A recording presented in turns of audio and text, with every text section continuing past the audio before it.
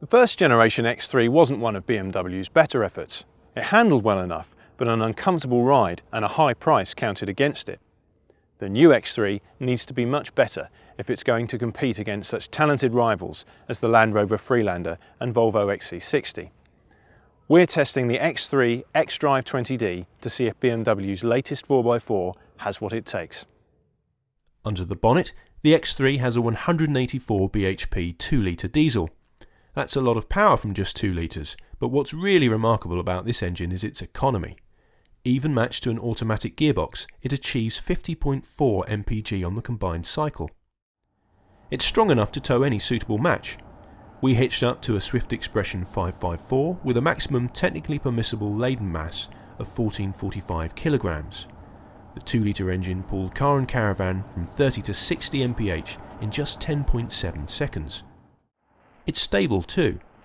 In our lane change test, the X3 was secure and composed, with little roll and strong grip. At motorway speeds, it's unflustered, steady and reassuring.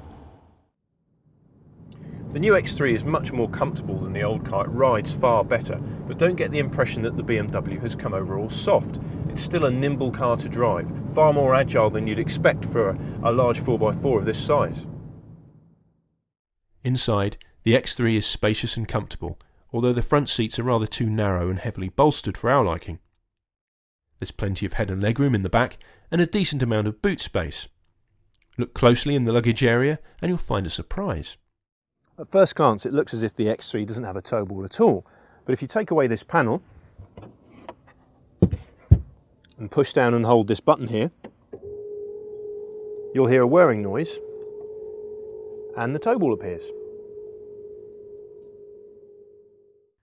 Like its predecessor, the X3 isn't cheap, but this is offset by superb resale values.